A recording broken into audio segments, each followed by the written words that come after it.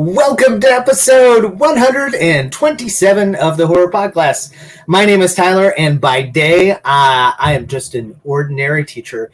And by night, I transform into that same ordinary teacher, but I like to talk about spooky shit. So I am joined tonight, as I am joined most nights, by the co-hostess with the mostest, the snazziest skeleton I know, Orrin Gray. Orrin, what's going on, man? What have you been up to? I've not much, as usual. Just watching movies and working and that kind of junk. Very good, very good. I know that you have some very special announcements to make, so I won't step on that because I think it's really big and exciting news. So tonight we are going to discuss what we've been reading, what we've been watching. We're going to highlight some free content on the internet with our dark corner of the web, and then finally we're going to head out to our local drive-in to examine the mass shooter movie Targets. But before we get there, Orrin, what you reading, what you writing, what you watching, what's going on? What kind of content have you consumed? So I saw the new Candyman, which I think you did as well, and it was super good. I've seen a lot of people who did not think it was super good, so maybe we're in the minority there, I don't know, but I really liked it. And it was my first time seeing like a first run movie in the theater since Underwater. So a long time ago, like before the pandemic. Yeah. So that was exciting and that was fun. Candyman's great. I think we have plans to devote a whole episode to it, so we won't step on our messaging there too much. But I have seen some excellent, solid criticism from critics of color that take issue with some of the themes and the elements of the movie. And I would absolutely say listen to your critics of color on this one for sure. But I fucking loved it, and I want 5 more movies, all with different Candymen in them. So yeah, it was a great time. Like it was, if anything, like overstuffed. That's the one criticism that I see almost everyone make, and that I 100% agree with. But also, like, I'll take an overstuffed movie over a movie with nothing in it. So it was a good time. I had fun. So that's I've been watching that. I know. So you wanted me to mention. I'm putting the finishing touches on what is going to be my next collection. It's very, very premature to announce it at this point because it's not going to be out until like this time next year. But it's exciting though, man. That's awesome. Publishing is a slow business, so it'll probably be out in October of 2022. But yeah, so I'm finishing putting it together, and we'll be sending it off to Ross at Word Horde any day now, and we'll start all those many big geared wheels turning. Awesome. Yeah, man. I am stoked. I poured through Guignol in like half a fucking minute, so I'm ready. I'm ready to explore the world of Orrin Gray. Is there like a theme that governs some of this, or is it kind of hodgepodge? And it's a little bit hodgepodge. Like it's not. So the only collection I've ever done that was like explicitly themed before I started was Painted Monsters, which I wanted to do, horror movies, and I wanted to do them kind of in order of when they were released, kind of a thing. All the others have been like ostensibly unthemed, but then as I was putting them together, like themes appeared. And so, so there'll probably be some of those in this one, but there's no specific like set theme in advance. It will be my longest one ever though, so. Well, that's awesome. Yeah, it's at the moment it's like 5,000 words longer than Guignol was, and I think Guignol was my longest before that. So awesome! So many exciting things, dude. I love it. I love it. Yeah, can't wait to get it and check it out. Anything else to mention on your watch and reading list? I don't think so. I'm sure I'm forgetting something, but.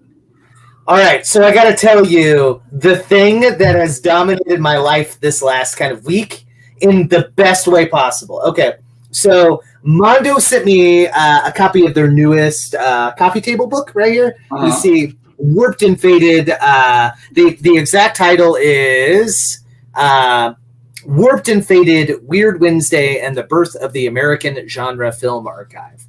And essentially, it's like a collection of oral histories about how, like, Weird Wednesday got started at Alamo Drafthouse, how AGFA got started, and, like, it's beautiful. I'm probably doing it terrible justice here, but it's full of, like, these, like, old one-sheets from these weird movies. And the long story short is, like, this rebirth of all these, like Vinegar Syndrome and all these kind of boutique Blu-ray folks that we really, really, really like, really just owe it up to these individual collectors of reels that happen to be in and around outside of Kansas City, believe it or not, because there was a huge film warehouse archive that had a bunch of these old things. And the one of the guys that started Weird Wednesday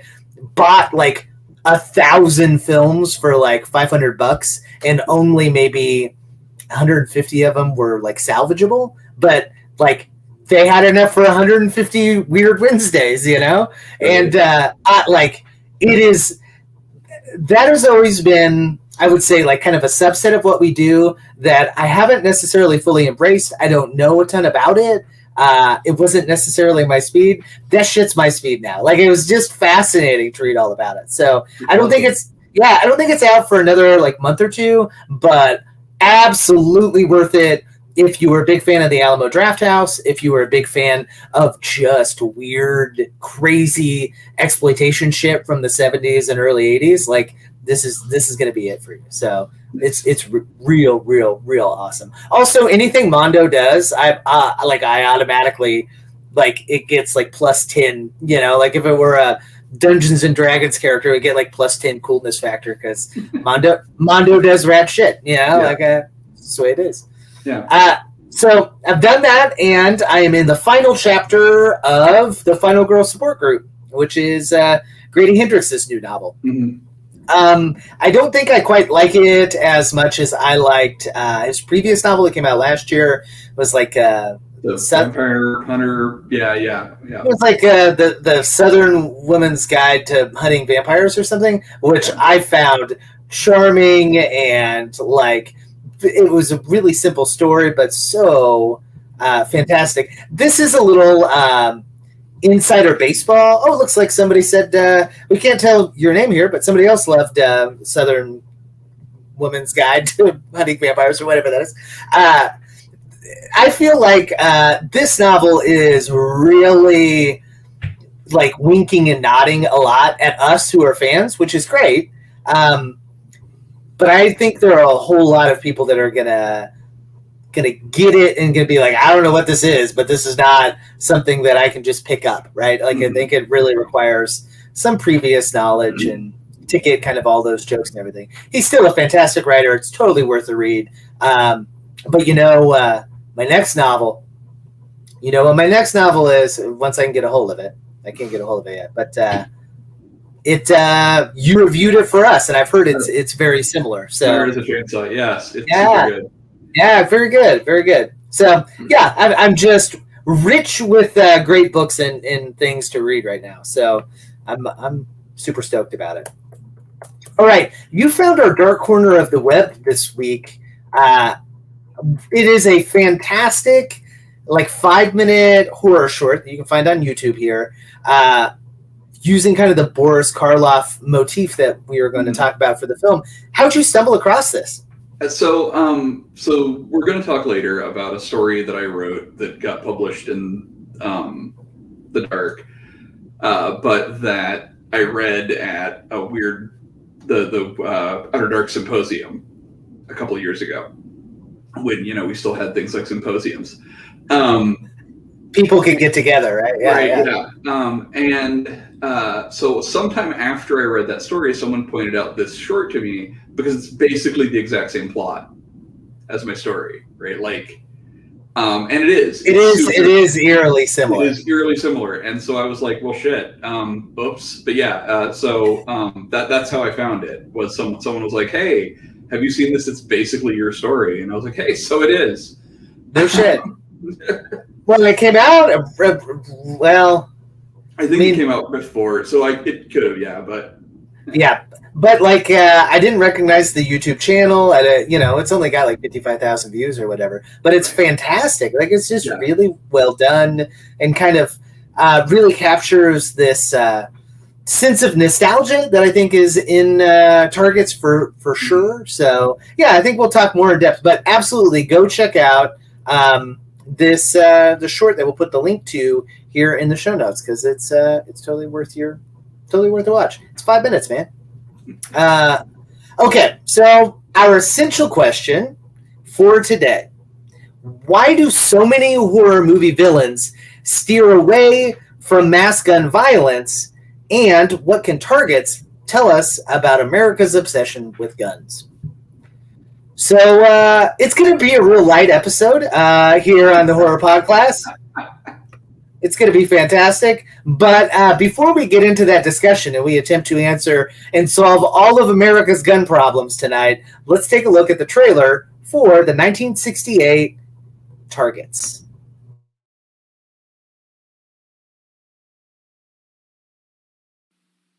We thank you for the food we're about to receive. In the Lord's name, amen. Amen. A typical American family at dinner. Mom and Dad, their beautiful daughter-in-law, and their only son, Joe, a homicidal maniac. Harry! What are you doing? How's your dad? It's okay. Here you go. Thanks a lot. What you hunt this time? I'm gonna shoot some pigs. Targets, a movie about a war inside a man's head.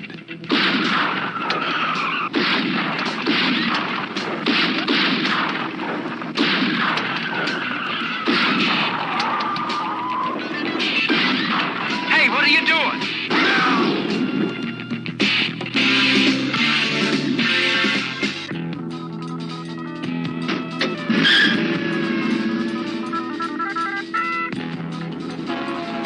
Peter Bogdanovic, the director of The Last Picture Show, takes you for a roller coaster ride through the canyons of a disturbed mind in Targets.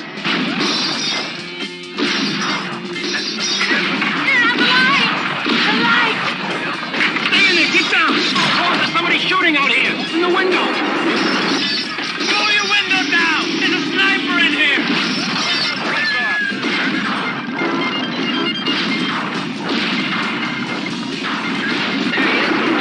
There's someone going up there. What turns an all-American boy into an all-American killer?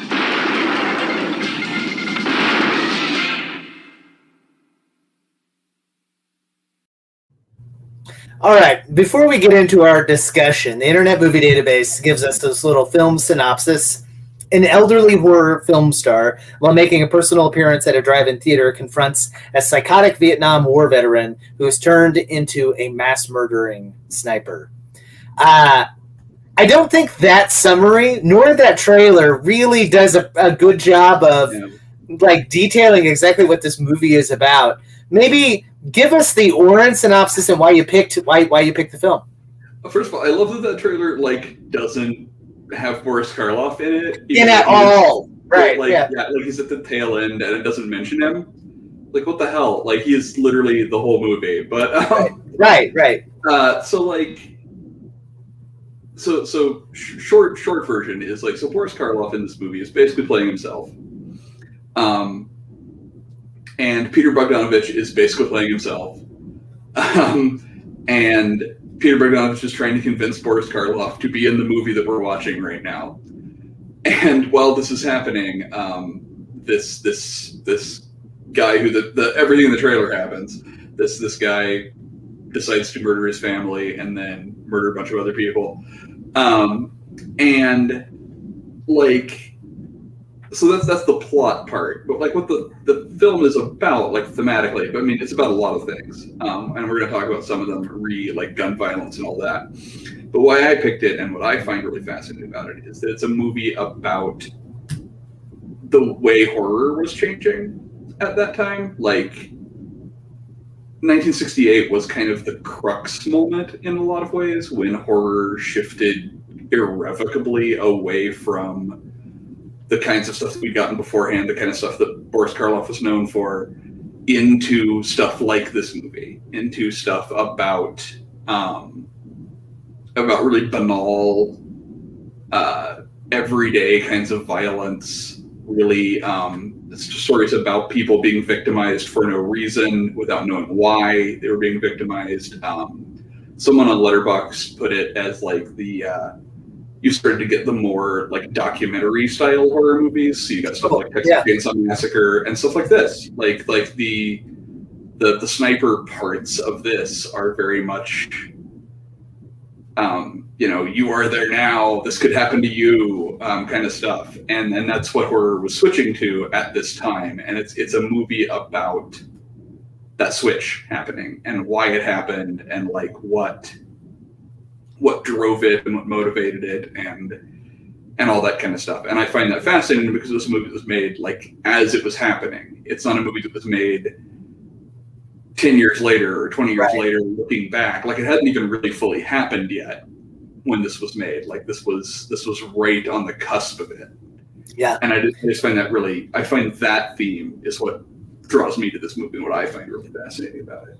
Yeah, and I think that comparison to Texas Chainsaw Massacre obviously is going to happen because of the year and I like just the kind of patina of the movie. I think lends to that comparison.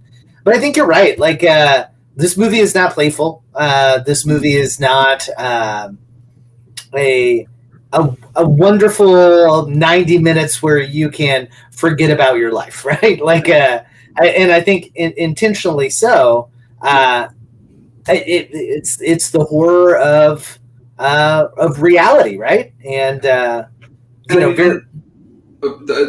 two halves of it are even like split in how they're made. So like the half with Boris Karloff is playful. It is jokey. It's done like the banter between Karloff and Bogdanovic, the banter between Bogdanovic and his girlfriend. It's all very like 40s screwball comedy style. Yeah, like a buddy cop film. Almost. Right, yeah. The scene when Bogdanovic gets too drunk and goes to sleep in Boris Karloff's bed, like that's 100% a screwball comedy trope. Like that's, and so all of those scenes are very old-fashioned. And then you have this very modern, for 1968, scenes with the sniper where it's very much, you're not given any melodrama, you're not given anything. It's very banal. It's very everyday, ordinary stuff. Yeah, and I think if this movie was 90 minutes of just watching this guy kill people, right? Oh yeah. It'd be tough. Like it'd be a tough film to watch because I found myself like, there is about an 11-minute scene where all we get is our sniper unloading guns, getting set up, and getting ready to shoot people on the interstate, right? But I counted it because it kept going and going and going. It's 11 minutes of just looking at his guns, essentially, right? Which is full of dread and the kind of existential potential violence that every gun is, And it's a really weird mood, right? It's just and what punctures that are these great, really kind of silly, very warm. Boris Karloff in this film is exceedingly warm. Like I want him to be my grandpa, and I think without that, the movie wouldn't be nearly as good, but B, I think would be exhausting, right? Like you'd just be like, I don't think so. Right. I'm gonna stick this in the Requiem for a Dream category where, it's maybe a good movie, but I never want to see it again, Yeah, and so much of, and it's very intentional, so much of the sniper's story is not him killing people. He spends very little time killing people. He kills a lot of people, but he spends very little time doing it. Most of his story is boring minutia. Mm-hmm. Like, it's boring minutia freighted with dread because we know he has a trunk full of guns. Yeah. Like, it's him going to the store, it's him, like, watching TV. We watch him watching TV with his parents at one point. Like, it's just him doing boring, ordinary stuff, which again, like, it strips him as a figure of any, and intentionally, again, of any kind of grandeur, right? Oh, right. Because the kinds of monsters that Boris Karloff played and the kinds of monsters that Boris Karloff's talking about when he says the line that gave my collection its title, the "No one's my kind of horror is not horror anymore. No one's afraid of a painted monster," and he throws down the newspaper about the mass killing. Mm-hmm. You know, those monsters were there was a grandeur about them and a magic about them, and you know, they were big and imposing and important and all this stuff.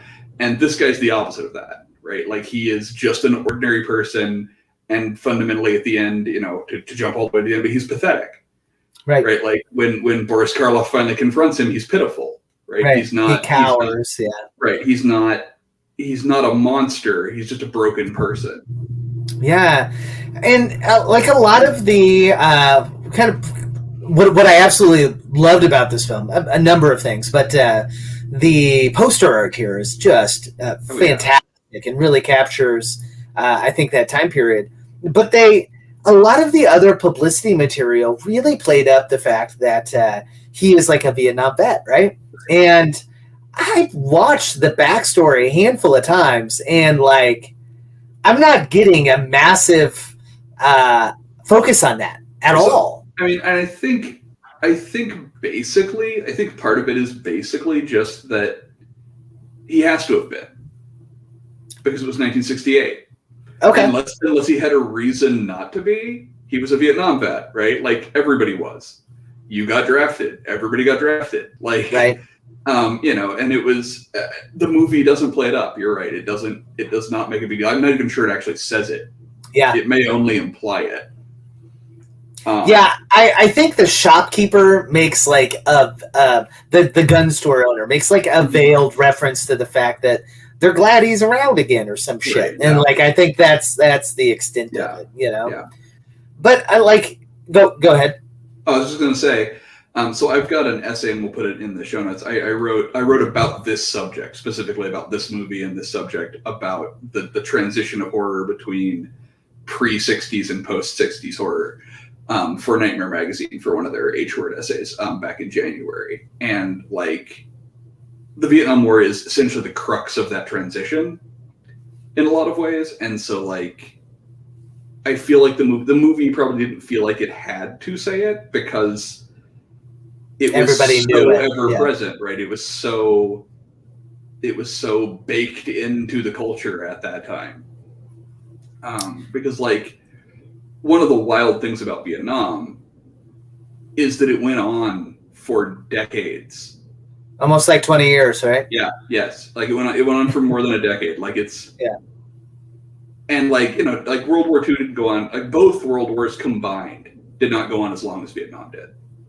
Right? Like, and so, you know, it just permeated the public consciousness for that time so thickly that it's hard to sort of realize how much it did looking back, because like we had a 20-year war, but it did not bake in because we didn't have the draft as much. Right. So it did not bake in as much to everything as Vietnam did. So yeah, I mean, that's the bottom line. I'm sure both of us had friends that served in Afghanistan. Yeah, you know, a lot of us probably know somebody that died in Afghanistan, but it wasn't like everyone our age had to go do that, right? So, you know, we didn't have these mass memorials at high schools. They were like, here are the 30 or 40 kids that we lost that, you know, whatever. And you know, fundamentally, like, Vietnam happened when TV was first happening, right? So, like, we were getting, like, images of the war on TV, and we got a bunch of images of Afghanistan, but we could just tune away from them. Right. But back then there were like 3 channels, right? Like, it was all that was on. Right. You know, there was no looking away back then. And when the news came on, you watched the news. So yeah. So all of this leads me, because legitimately I want to try to address the question tonight. Oh yeah. when I was looking for movies that I thought were similar to this one, right? Like when I was trying to come up with my 2 movies that I would recommend alongside this, and you type in like mass shooter horror movies into Google, like there's fucking nothing there, right? Like there are a lot of thrillers, there are a lot of dramas, believe it or not, but straight up horror movies are really, really limited, which really reminded me of, and it looks like another Facebook user here commented that Grady Hendrick's book does comment on this as well, at least in Grady's mind, right? There's a reason why we don't see a lot of horror movies like that, and that's because the serial monster in most modern horror movies is an intimate thing, right? It happens in a bedroom, it happens with a knife, it's close, it's this very I don't know, this very close and personal thing, right? And with mass shootings, especially with a lot of the ones that we've seen recently, there's not a rhyme, there's not a reason, it's not intimate, it is gross, not in a disgusting way, but like in a like massive size, right? It is cool, it is detached, right? And it's that detachment that I find so terrifying and so horrific, you know, and I don't know. I don't think that completely explains it, but I do think that is a great entree point into that conversation for sure. Yeah, yeah. Well, and I mean, I think in part, like you're essentially, and I know I saw some of the stuff that you were looking up when you were looking for this, and I saw some things that sort of suggested this, that like in some ways the problem is that it is too normal. Yeah, right, exactly. I mean, and specifically, and this is going to sound weird, someone shooting someone and killing them is not a big deal. Right. Right? Like it happens all the time. Almost anyone. Like guns are the great levelers. This is why guns are such a great invention for warfare, is that any jackass can kill someone with a gun. Right. Like it's not a big deal that someone kills a bunch of people with a gun, because anybody with a gun could kill a bunch of people. Right. I mean, I'm oversimplifying, but that's the gist of it, right? Like, Michael Myers or Jason or whoever, them killing a bunch of people, that's abnormal. It's not usual for someone to have a knife and kill through a, sub-development worth of people in a night. That's not normal. Right. But someone with a rifle killing a whole bunch of people, that's what rifles are for. Yeah. And that's a fucking Tuesday here, right? Like, right, yeah. Yeah, so the article that you're referencing is fan-freaking-tastic. And I don't always love the New Yorker. I find some of their shit a little too highbrow for me. But they have an article that is called The Haunting Normalcy of Mass Shootings. And, part of the argument is that the cool detachment of the mass shooter, right, has invaded the collective consciousness of the American public. That's not to say that people who are the victims of that and their families and whatnot aren't devastated, right? And that's I can remember when Newtown happened, right? My son at the time was a kindergartner, so we were the same age as all the kids that were shot. And I just remember looking at all those parents and, all that kind of jazz. And the fact that we were able to collectively as a public move forward, right, yeah, is the most haunting thing that you could possibly say, right? Certainly all of these things happen, but our response to that has been, Well, and you get, and I know that, and again, I know there's an article that deals with this as well, but you get into the situation where, most of the time, right, in a slasher film, the slasher, at least initially, at one point, somewhere back in its progression, maybe not in the 9th installment of the series or whatever, it was a metaphor for something, right? Sure. It was a symbol, it was a metaphor. It also functions as, as a slasher film and as this body count movie and whatever. But when you get into mass shootings, what are they a metaphor for? They're just a metaphor for themselves. Right. They are the thing, yeah. We have normalized them honestly, even by the time Targets was made, they were normal enough that they became just a metaphor for themselves. There was no deeper layer there. They were just, this is a thing that happens. Look, we made a movie about a thing that happens. Yeah. Yeah. Well, and like, I'll put a link to it here in the show notes too. It's fantastic. It's about a 15-minute interview with Bogdanovic, and fascinating is a poor term to describe it, because it's great. It's just like him sitting on a couch talking about the movie, which is amazing. But one of the things that he mentions is they wanted to make a movie that at least borrowed from some of the imagery and some of the ideas and some of the fear of the University of Texas shooter, right? And I think that was University of Texas. It was in Texas. Sounds right. Yeah. Or it might have been Texas A&M. I don't know. But that was not that didn't happen a long time before Targets, right? Like, it was relatively recent. And then they make the movie, right? They get it in the can, and they end up selling it to distribution, which was a big deal. Because really, at the core of this movie is Roger Corman, which is where Peter Bogdanovich kind of got a start. And Corman is the one that greenlit the movie. And he just told Bogdanovich, it's your movie. I just want my money back. So if you can sell it to a distributor, and then you can do whatever you want to with it. So he was able to sell it. And before it came out, you saw Martin Luther King Jr. get assassinated, and Bobby Kennedy. And there was a real conversation there, like, fuck, is it irresponsible to put this movie out? What do we do with this thing? And ultimately, they made the conscious choice to put it out despite all of that. The only thing going through my mind in that interview was like, dude, we've been fucked for a long time, you know?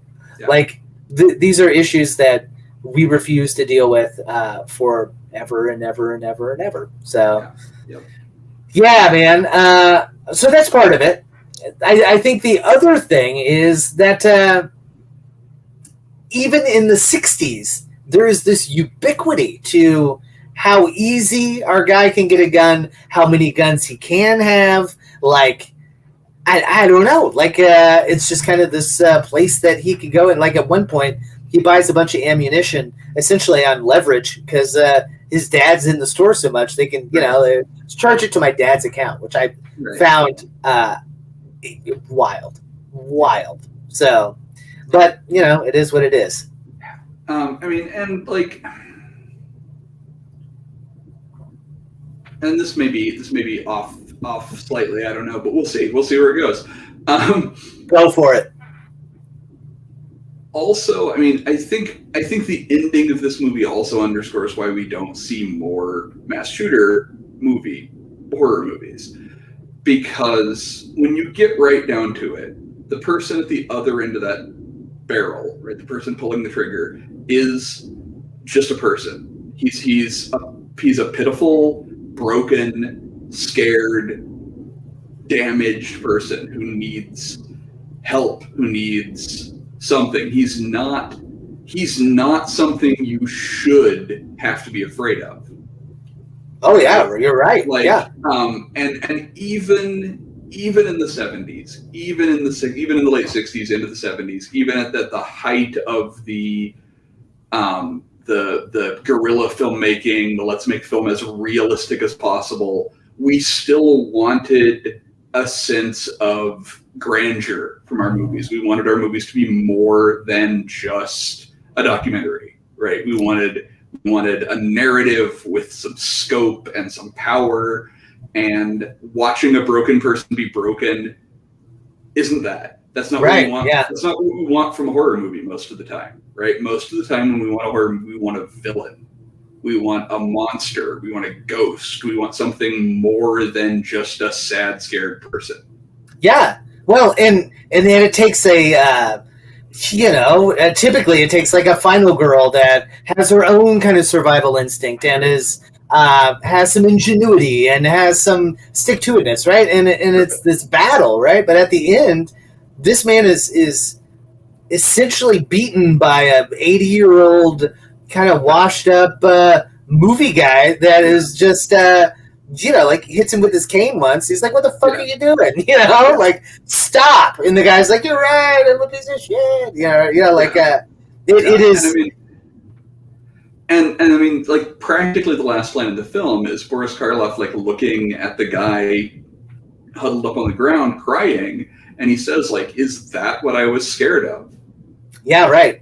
And it's like, yeah, and there is a place for a movie like that, right? There's a place for a movie about this is a person who is broken and hurt, and that's all they are. There's nothing more to them than that. They're just a person just like you, except they're broken and hurt, and they hurt other people. But very few horror movies want to be that, right? Most horror movies want to be something more narratively exciting than that, more entertaining than that. I don't know what words to put on it, but like, very few movies want to be just that. And you can't be much more than that with a gun. Like, no. Like, you're 100% right. And I think it leads really well into this other kind of thing that I clipped here. It is a Tumblr. Who knew those even existed anymore? But it's really, really well written. It's by an author named T.L. Bodine. And he's got a hypothesis that essentially there are more killers with axes than there are with guns for one of three reasons. Number one, primacy. Essentially because there is always a mass shooting in the collective zeitgeist that we're parsing our way through, right? Like, one a week, one a day, whatever. Like, it's hard to make a horror movie about that because it's always too soon, right? Like, it's like, oh shit, like that just happened yesterday or whatever, right? So you can make a movie about an axe murder because those don't happen very often.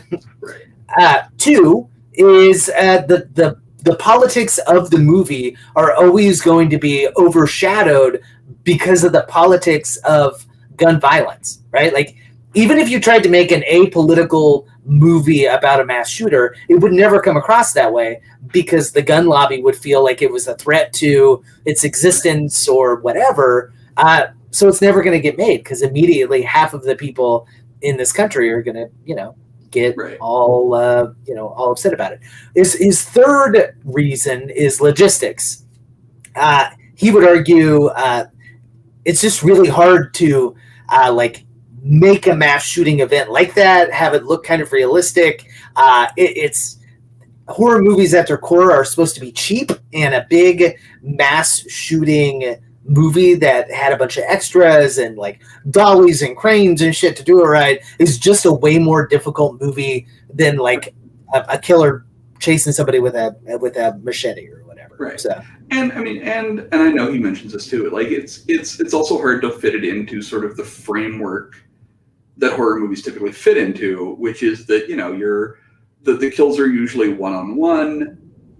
There's stalking, and there's tension buildup. There's not a lot of tension, and like Targets generates tension because we know what's going to happen. Like, it uses the Hitchcock method of generating tension, where the audience knows something the people in the movie don't. Right. But yeah. you can't do that all the time, right? Like, you can only do that so much. Horror movies have a whole repertoire of ways of generating tension that guns would mostly negate. Right. They're loud, they're sudden, you can do them from a distance, and these negate all of the like stalking sequences and the killer's right there, where am I going to go? Am I going to go here? Am I going to go there? It doesn't matter where you go. You can go 100 miles away and they're still going to shoot you. But no, it negates a lot of the technique that horror movies rely on. Yeah.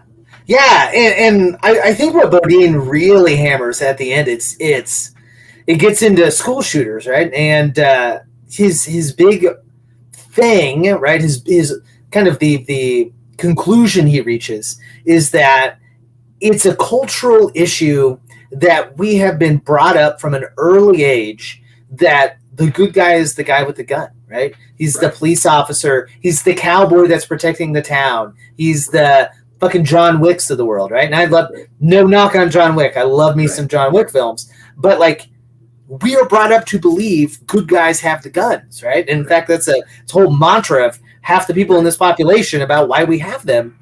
So when you stick a kid in high school with a gun, our immediate assumption is not that he's gonna, is that he's gonna defend the school, or he's gonna, a la Toy Soldiers and Will Wheaton, Right. he's gonna, prevent people from taking over his boarding school or whatever. Right. When in all reality, it's the exact opposite. And that to me is totally fucked and totally right on. Right. Well, and I mean, and that brings up a thing that like is the other reason why we don't have horror movies about killers with guns, is that when you make a horror movie about a killer with a gun, you get John Wick.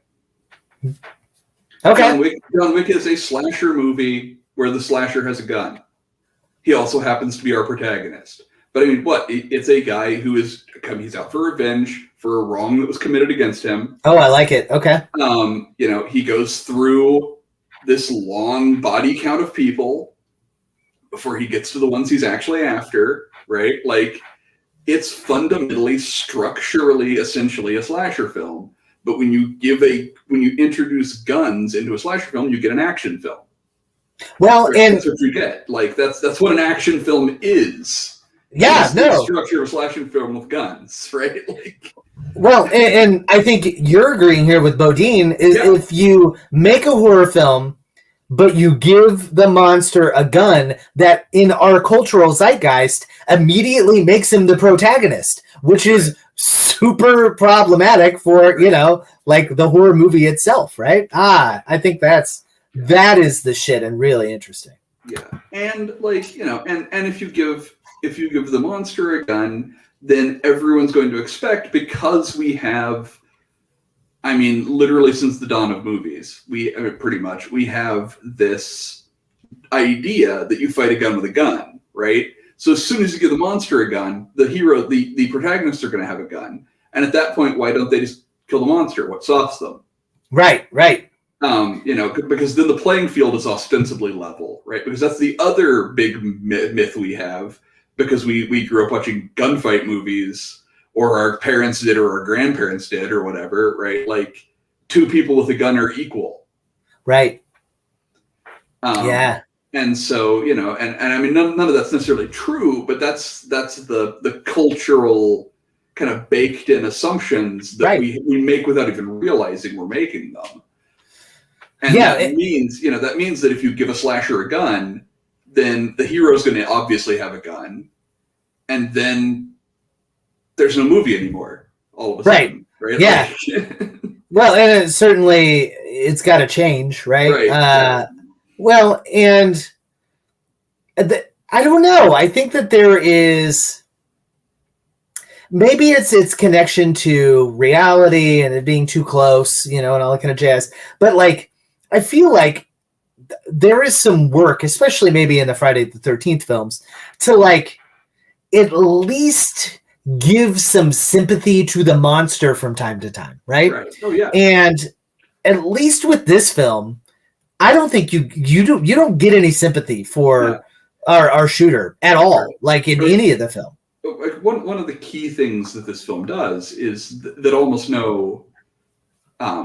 very few, even the most sympathetic, even like Maniac or whatever, very few slasher movies or any horror movies do, is that there's no reason he does this. Right. Like even Texas Chainsaw Massacre, the people who get killed, they're killed for no reason. They are picked for no reason. But there's a reason the Sawyer family's doing that. Right. This guy has no reason that we never know. I mean, I'm sure, he presumably has a mental illness, but we never know what it is. We are never given any insight into why he chooses to do this.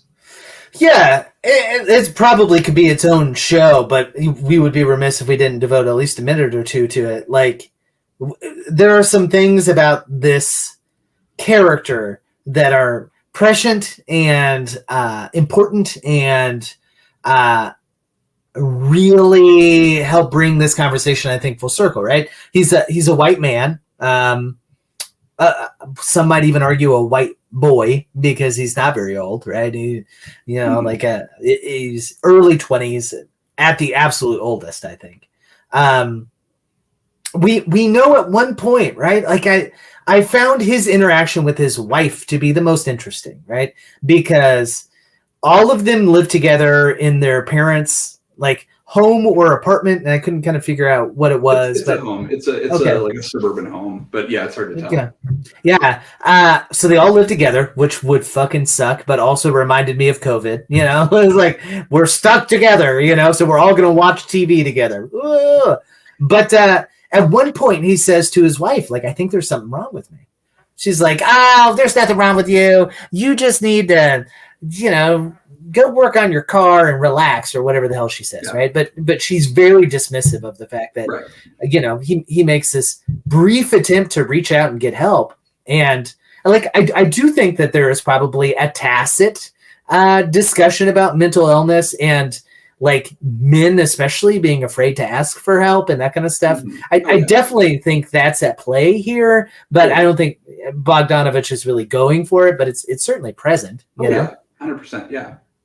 And like what we know about the bulk of mass shooters, they are white boys, you know, they're white young men. And as a result, like, I don't know. I look around my classroom on a regular basis, and like every child takes something different to try to create a relationship and that kind of stuff.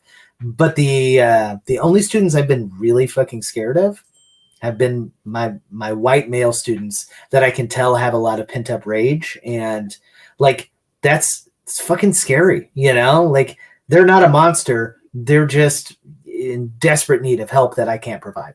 Right. Yeah.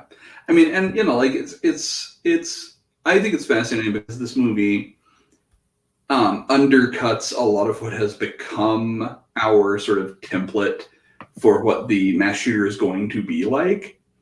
Because we have come to blame mass shootings on kids being isolated and them being weird and bullied and picked on and whatever, right? Like we've come this Marilyn Manson listening to kind of goth outsider kid, like that's who we have painted the mass shooter as, and you know, this guy is the most all-American white bread, you know, guy you could imagine. Like he calls his father sir. Yeah, right. Yeah. You know, like, I mean, all this stuff, he's married and lives with his parents and they say grace before dinner and all this stuff. And there's nothing, you never get any indication of that there's anything that sets him apart from them, except that he knows he's about to do something horrible and you know it too. Yeah. But he never does anything different. He never, you know, like there's nothing in his life that indicates this except that he knows it, which suggests that any one of them could have been, right? Like it suggests his father could have been too. It suggests that any of them could have been, right? Like if there's nothing different about him except that he's about to do this thing, then there's nothing to prevent any one of them from being the same way, right? Any you know, we like to imagine that we can see these mass shootings coming if we just had hindsight. And this movie suggests that we couldn't, essentially, right? Like that all the things that we tell ourselves we would have seen aren't there. Yeah. Well, and this may be a little insider baseball, but there have been some incidents in some school districts around here in Kansas City where like they get word that there is a kid that is threatening to do whatever. And it's because like the FBI monitors fucking Snapchat now for like people that are like saying, I'm going to shoot up such and such high school, you know? Like how fucked up is that there's probably a whole unit of FBI folks just monitoring kids' Snapchats to see who's going to, like, I don't know, man. Like, as a school teacher, generally all of this stuff provides a lot of anxiety for me. But yeah, that's the ultimate fear is when you look at those kids now, they're not the weird ones with trench coats. They're like, oh yeah, like that kid was pretty normal, you know, like he just kind of blended in and was like every other, you know, like he was not special. And as a result, if he's not special, then it could be anybody, right? And so Let me recommend, okay, before we move to our 4 movies that we think are pretty similar that you should check out. The absolute best palate cleanser is a video that I'm going to link to here, where Boris Karloff and Vincent Price are singing Just the Two of Us. And when I tell you, it is the most heartwarming. Like, Boris Karloff looks like this kind of lumbering, wonderful grandfather, right? And Vincent Price is the most kind of, like, I hate to use the term effete, but like, he kind of is. He's a showman, right? Like, he could have been in fucking Broadway, you know? Like, he's just so big and joyous and musical that, like, you know, this was a very, very heavy conversation, but I guarantee you when I'm going to go back and watch it tonight, it's going to make me fucking smile and just be thankful that that YouTube clip exists in this world. So Boris Karloff and Vincent Price were both like, just like the warmest, friendliest people in the world, which is great. Like, I love that about them. Yeah. Yeah. And like, Karloff really comes across that way in this movie, you know, like, he tells a ghost story at one point. Like, he's just charming as fuck. So yeah, he's great. Okay, so what were the 2 movies that you thought about? Okay, so before I actually pick my 2 movies, I do think it would be remiss. It's not one of the 2 I picked, but it would be remiss not to mention Blue Steel, which is essentially a slasher movie about a gun. Oh, okay. I've never seen it. It's a Jamie Lee Curtis movie. It's from early 80s, so not too long after Halloween. I don't remember the exact year. But it's about a cop who there's a killer takes their service weapon. Okay. And it's been a very long time since I saw it. I may have never actually seen the whole thing, but structurally it's fundamentally a slasher movie, but it's a slasher movie about a gun specifically. So I should mention, Blue Steel. It's not like it's never been done. I like it. All right, sounds good. So the 2 movies I picked Spider Baby, which I don't remember the year for it either, but it's around the same time. It's late 60s, and Spider Baby is also about the way horror was changing at that time, but in a completely different way than this movie is. Like, this movie is a very meta movie about how horror was changing, and Spider Baby is just a movie that's both kinds of horror. Okay. Like, it's very much Texas Chainsaw Massacre if Texas Chainsaw Massacre had been made just a few years earlier and by someone who made old, campy, like, gothic horror movies. And so, like, it's got Lon Chaney Jr. in it. It's got Carol Omart from House on Haunted Hill, but, like, it's about this cannibal family. Okay. Yeah, so it's very weird and very, like, it's very much got both feet, like, about 1 foot planted in each time period in a really interesting way. So all right, I'll have to check it out. Yeah, that's my first one. And then my other one is Anguish, for reasons that I really don't feel like. I feel like I'll wreck the movie a little bit if I talk too much about why I picked Anguish, but just go watch Anguish if you can. Okay. And you'll see why, and Anguish is real weird. So very good, very good. So I picked The Hunt, which is a movie that came out a couple years ago. It's got real moments of levity.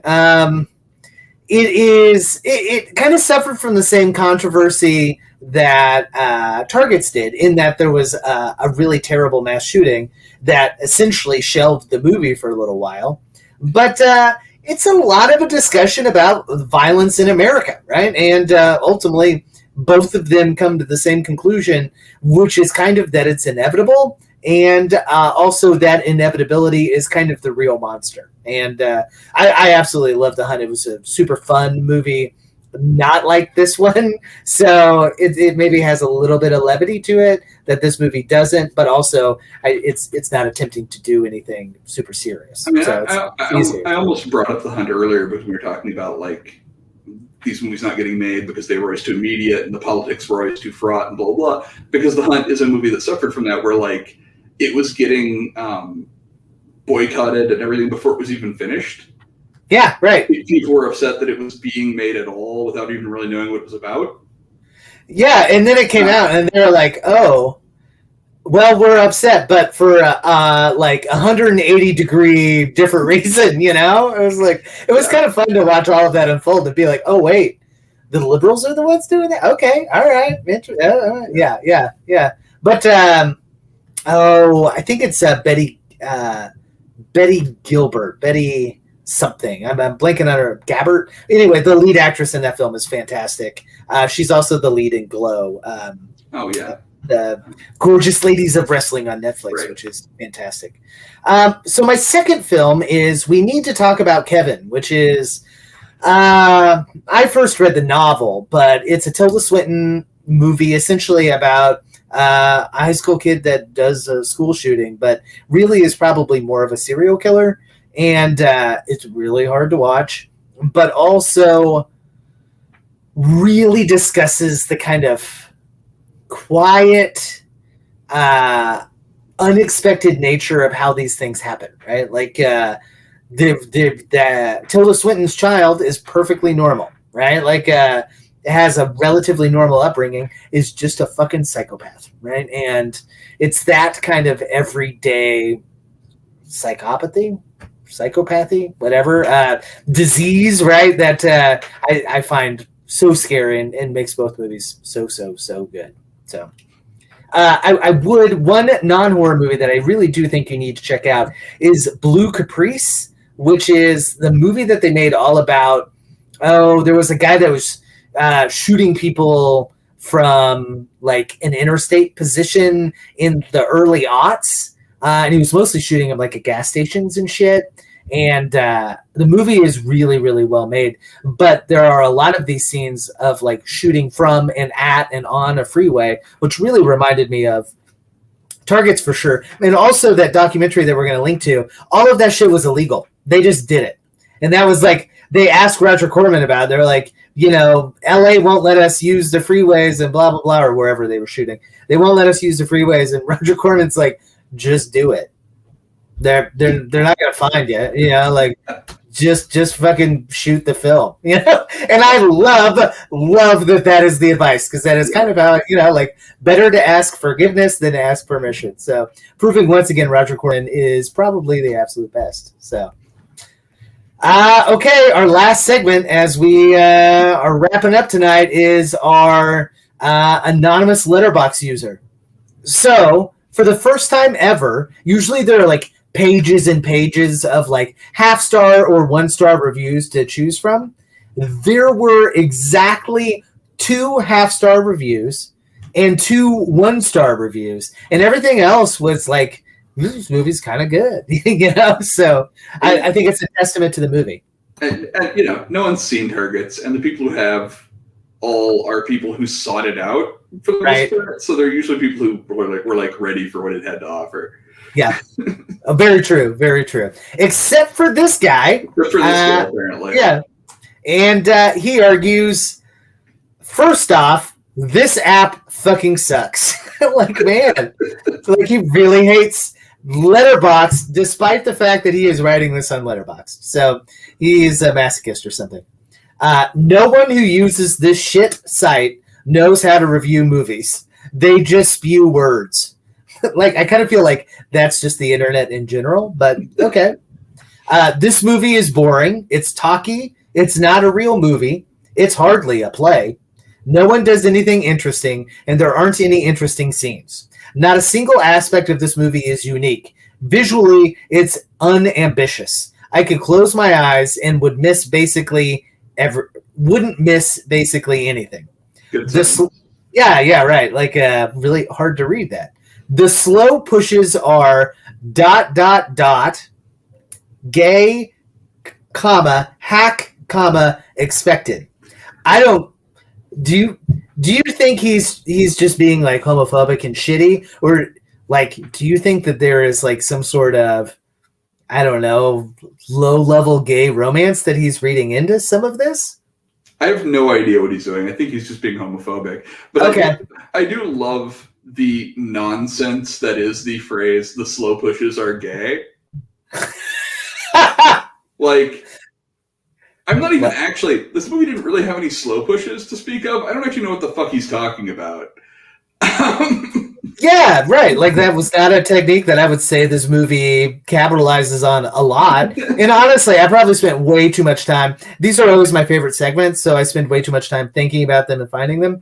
But like the only remotely gay thing that I could think of, right, is when they wake up in bed together, right, after drinking, and it's such a funny fucking scene that like, you know, Boris Karloff rises, right, and oh man, blinking on his name. Bogdanovic. Yeah, Bogdanovic. Like jumps, right? Because he scared him. And then there's this little subtle thing that Karloff does as he walks by the mirror. He looks into the mirror and he jumps at himself. Yeah. It's so good. It's so good, right? But you got to really be reaching, I think, if you think that particular scene is remotely gay. But I digress. Our anonymous letterbox user continues. The cuts are meaningless. Peter Bogdanovich writing clever lines for himself and giving himself a hot Chinese girlfriend is embarrassing. It's depressing. It's not fun to look at. Its premise is only slightly clever. Boris Karloff is good, but this movie is kiddie stuff. He's old, crotchety, tired, depressed, and I'm sick of it. Oh, wait. Oh, sorry. I left off some. He's sick of it. He's an alcoholic. Wow. Amazing. He just sits in chairs and talks. Nothing happens. He then kills his wife, his mom. Big whoop. I've seen this 1,000 times before. So, kind of like, kind of summed up this whole episode, right? Like, he's seen it 1,000 times before. Yeah, dude, that's the fucking problem. I like the part where, like, this is the person who complains that no one on Letterboxd knows how to write reviews. Right. Like, this shit is barely cogent grammatically. Yeah, I can barely parse this. Like, only because I've seen the movie do I not think you just claimed that Boris Karloff kills his wife and girlfriend. I know. Yeah. Like, pronouns, dude. Like, come on, proper nouns would help. Come on. Yep. I'm definitely going to go change my screen name to The Slow Pushers Are Gay, though. That's my guy. I like it. Well, you're going to change all your names to that. So where can they follow you out on the internet, Orrin? I am on Facebook and Twitter and Letterboxd and all those other places at Orrin Gray for now until I change it to The Slow Pushers Are Gay. I like it. And at OrrinGray.com. Fantastic. Well, you can check more of my stuff out. The Horror Podcast is brought to you by Signal Horizon, a website dedicated to exploring, this slightly academic side of horror. And I do most of the social media and all the editing stuff over there. Or you can follow me at Ty Unsel, where I'm talking about education or teachers or horror or all three of the above. So thanks so much for joining us tonight. What are we going to talk about next time, Orrin? We're going to talk about *Malignant*, which I finally get to see. Thanks, COVID. Yay! 2 years for this movie. I'm going to go to an actual theater and watch *Malignant* in like a week, and I am very excited. Yeah, fantastic. It's also going to be out on HBO Max, so if you don't quite feel comfortable, joining us at the wonderful Screenland Armor, then check it out on HBO Max. But we're super excited. I've heard it is Jallo-y, perhaps. So it's Jallo-y. What it looks like is like The Eyes of Laura Mars by way of The Dark Half, which I'm fine with. Yeah. Yes, I'm very excited by that description. Yeah, man, I think it'll be a lot of fun. I think we'll have a lot of interesting things to say about it. I also think it might be a slightly less heavy episode, maybe? I don't know. Maybe. We'll see what it turns out to be about. Unless *Malignant* is about a fucking school shooter, in which case, then we're host. Yeah. Very good. Well, thanks so much for joining us tonight. We'll check you next time here on the Horror Podcast. Until then, class dismissed. See ya all later.